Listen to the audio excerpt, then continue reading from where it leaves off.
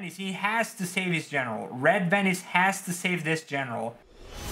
This is the grand finale of the Arena Maxima tournament. As the dust settles and the echoes of war reverberate through the brackets, only two champions stand tall, ready to etch their names into the annals of Immersaholic's Discord channel. Will Nothing prove that victory is indeed something, or will Premysl script his name in the scrolls of triumph? Ladies and gentlemen, brace yourself for the ultimate showdown in Medieval Kingdom 1212. Welcome to the Arena Maxima finale. For the first battle, we have the Republic of Genoa against the Kingdom of England. These handgunners, they are pointing at his cavalry, but the English player is already pushing back, so his cavalry is very expensive knights don't get shot by the handgunners, which is pretty smart. He's pushing this Lancieri Cernite first. He's pushing it in front of these handgunners, and apparently the handgunners really didn't kill anything. Okay, his cavalry is going in, apparently, against the swords. It's a pretty good move, but I think the timing is a little wrong. This one's gonna make a lot of kills, but this general is gonna take casualties. Yeah, and it's stuck too. This is not a good start for Genoa. He's gonna retreat his general, but he lost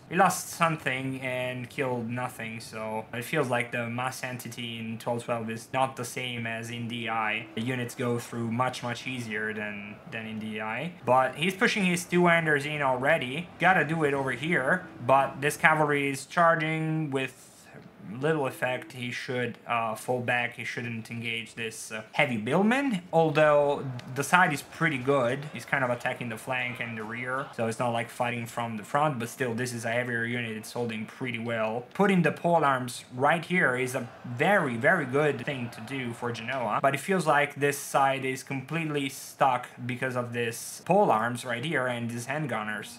The active side, I guess, is gonna be this one. He has to pull out this heavy shock infantry and his swords. He needs to use them elsewhere. He doesn't need them there. He's supporting with his cavalry because the English cavalry was being annoying. He's pushing his cavalry now, but he has to be careful. It doesn't have to get stuck. But he could rear charge the rear of this sword. The English king is on his own. He's alone over here. He could charge him. This is not good. He should have charged the English general way earlier. He's now falling back. More reinforcement is coming, but Genoa has more cavalry. I think probably that cavalry is even better. Yeah, this general is not gonna like that. General is also going in. Cavalry engagement in the center as well, but it feels like Genoa controls the center in a pretty solid way, as well as this flank, but he's losing ground over here. This is actually the most important part of the battle because he has pole arms and two-handers and handgunners by his general. Of course, the English general now broke. We have to see if he shatters or die, but he apparently is falling back, even if he's getting shot by I think by his own handgunners. He has to try and rescue his general right now because the situation is not pretty for him. English two-handers are breaking, but the general is still alive, still hasn't shattered, so spears are coming now. This is good, but now it seems like the English have more cavalry over here, and this general is going to probably die right here because I honestly don't see any support. Okay, we have one cavalry unit here, but it's very low. It's down to 20. Can still make some damage, but we got two full knights over here, and this one is lost. This is off, so it's okay. But this general is still holding. Wow. He has one more cavalry here that he could send back to the fight. The English general didn't die. He's going straight back to the fight again, and now he's trying to pull out his general. Let's see if he actually makes it, just like the English general. And yeah, okay, he made it. No, he's stuck again. He's stuck again. Pull that general out. Pull it out. Don't charge. Oh no. I mean, I think Genoa has it because he's got all of these units back here, but he has to keep his general alive, and now he's dying. No. Oh yeah, they're both going to die here. I think so, at least. Okay, the English general died. No, it didn't die. It just shattered. But so has the Genoan general, and the general is also dead. Okay, so what it feels like is that cavalry is gonna take it, probably, because he still have two units of knights, and he has handgunners, and he only have one handgunner. Well, he has one pole arm. His pole arms are better than the English pole arms, but I don't know. Ooh, yeah, the English handgunners just slaughtered this sword unit. English knights are going in. Oh yeah. Oh baby.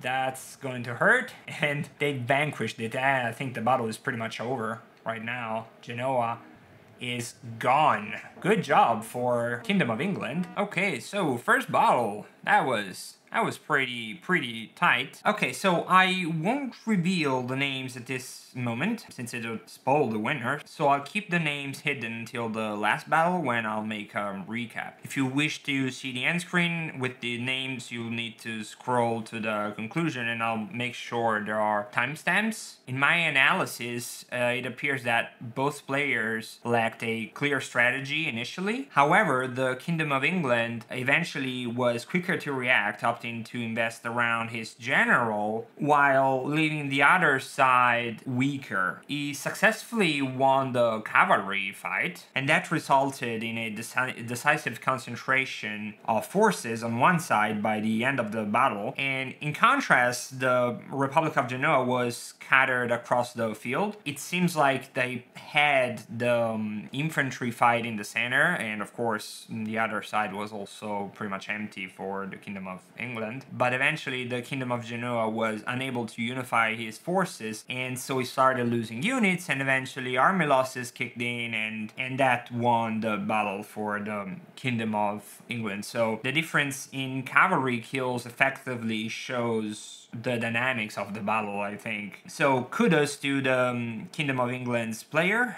for a pretty well executed battle. Now let's see whether he can secure a victory in the second battle or if it will elude his grasp. Alright, so for the second battle we have the Papal States versus the Ayyubid Sultanate, I think. Don't really remember. As you can see, they are already engaging the handgunners, and it seems like the Ayyubids got the first shots of this medium handgunners. I think that probably these handgunners are better, but they're still dropping. Classic, as before, is pushing his light spear infantry forward so he could block off the shots from the light handgunners. And as usual, line of swords is pushing. Let's see if these swords are better. 30-40, which 32-40. The armor is 55. The health is 100. And same here, 100 health, armor is 55. So, well, they are slightly better. These swords right here are slightly better, so this is probably why he's pushing. But now he's retreating these swords, and this cavalry is getting dangerously close. He sees this and he falls back his two swords. But over here he's got good charges. This two, if he charges here, this won't do a lot of damage. Actually, this killed pretty much nothing at all. This one killed a lot though.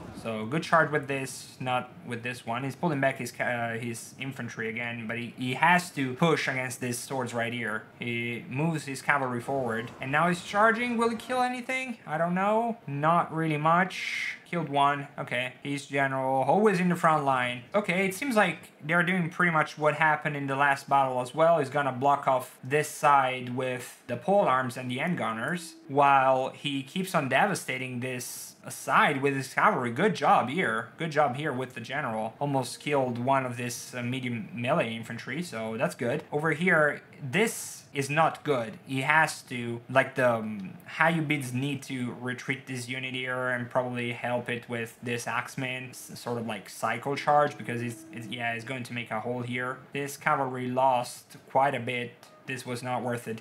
He charged, but then he forgot to fall back, so his infantry is now charging for these handgunners, and yeah, this will break them. Okay, cavalry engagement. The Ayyubids cavalry is getting closer. I think they're shooting now. I don't think they're actually going to charge, but maybe I'm wrong. Maybe I'm wrong.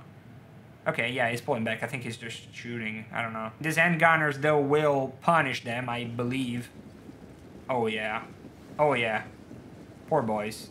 He's reinforcing with heavy axes, but this side does feel a little too weak, honestly. But he's going to have a pretty good flank on these polearms. But he didn't charge. He got stuck into the polearms. The polearms are gonna break anyway. All right. Wow. And his axemen are now charging into these levy spears. There shouldn't be an issue for the axis, but the end gunners are, of course, always a concern. These end gunners will murder these polearms right here. Come on, just shoot.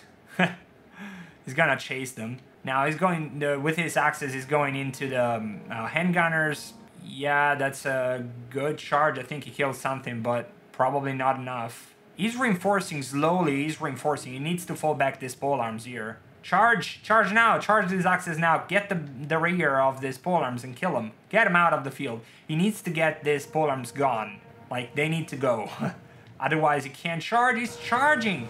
He's charging. He's going in, but he didn't see it.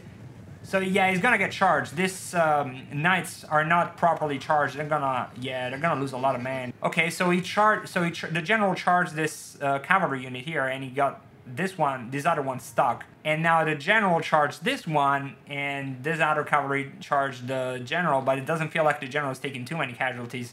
While the Hayubis general is going down fast. Oh my god. Yeah, he got slaughtered here. And this cavalry is coming around, and yeah, he's gonna charge the general. I think this is the end for this general. It's not looking good. Yeah, the general is about to go. The cavalry is not in a good shape. And he still have one more here. I think he decisively won the infantry fight. This flank doesn't really have a lot of support. And now this cavalry is coming into the end gunners, and they're gonna... Yeah, I think he just give up.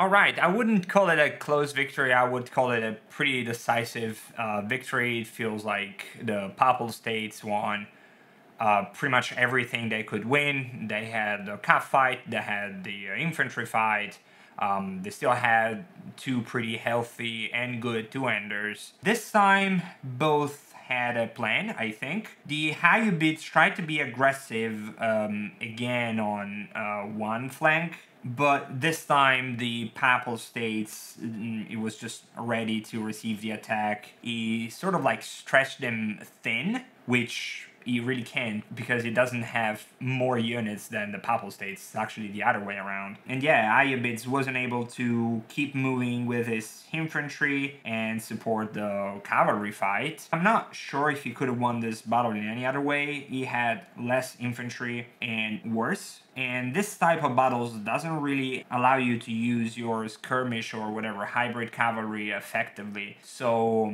this was a pretty tough battle for the Hayubid Sultanate, but the Papal States take the victory, and this means we're going to have a third battle because now both players have one victory each. So let's go straight into the third battle to understand who's gonna win. Third and last battle of the Arena Maxima finale, and we have the Republic of Venice against the Republic of Venice. It's a civil war. So the deployment is pretty similar to what we have seen so far. The yellow player is always using his spearmen in the front to absorb the ammo from the endgunners, and it honestly seems to work pretty well. The first line is always pretty much the same with swords on both sides and very good cavalry. Of course, this is medieval Toll 12, so you have to bring good cavalry because good cavalry matters a lot in this mod. So his endgunners got charged. They lost 8.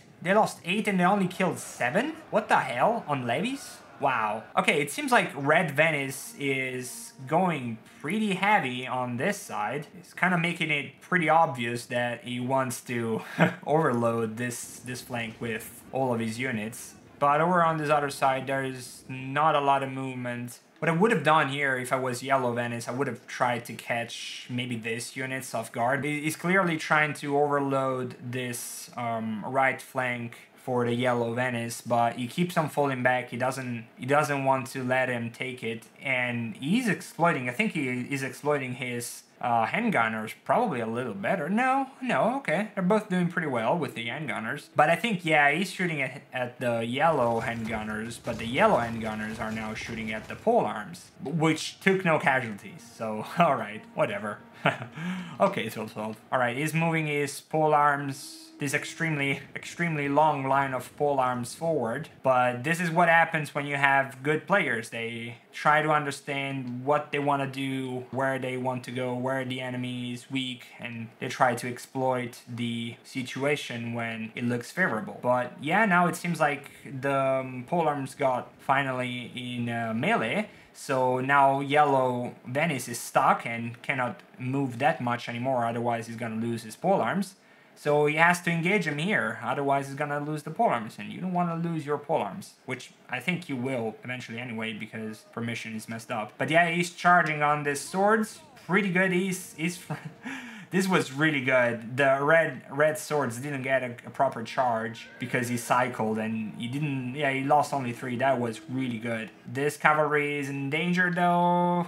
Fall back, all of it. Fall back, he's going in. Oh, he's going in. He knows he has a lot of infantry here, and he's going in. Oh, he caught this 1 minute out of me. He's trying to go around, but he sees it, and he's probably gonna charge with his general. Red Venice is doing pretty well on this flank, honestly. Look at how much infantry he's got here. Yellow Venice is reinforcing as well. The general now goes in. Let's see. He's down to 55. I think this general will win. Oh, he needs to be careful. This general is already down to 44, and he's also getting shot by his own handgunners. This is a mess for Yellow Venice. But now he has a lot of infantry. This is the cool thing about having like small defensive formation, is that you can always move your units faster than the enemy can. So now I think the Yellow Venice has probably more infantry, but he's losing the cavalry fight, I think. The red generals charged to this other Dodge's bodyguard, and well, I mean, there are polearms here, and there are two-handers here, so they might both lose their general very early. Oh god, yeah, this handgunners shot and killed a lot of their own cavalry as well. And oh, no, the general has fallen. I think this might be the end for Yellow Venice. He has to save his general. Red Venice has to save this general. Oh wow, okay, the enemy general is dead too. But now Yellow Venice, pretty much all of his infantry over on this flank is going home. And yeah, he's lost a lot of infantry over here. I think this must be it for Yellow Venice. Look at the balance of power. He's also shifting in favor of Red Venice. These two-handers are killing, and Red Venice lost the cavalry fight because of the handgunners. He still have 2 handgunners.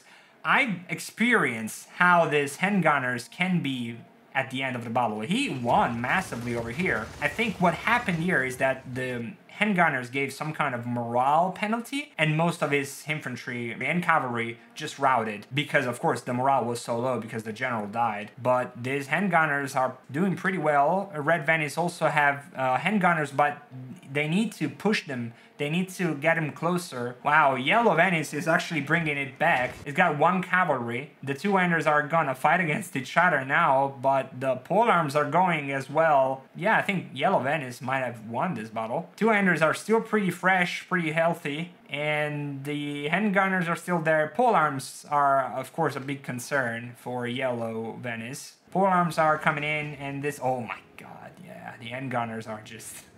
destroying everything. And oh, I think Red Venice gave up. No more hiding names. The winner is Granddaddy Outlast, whom I called Nothing for the whole video, but that is his name on Discord, so I'm gonna keep on calling him Nothing.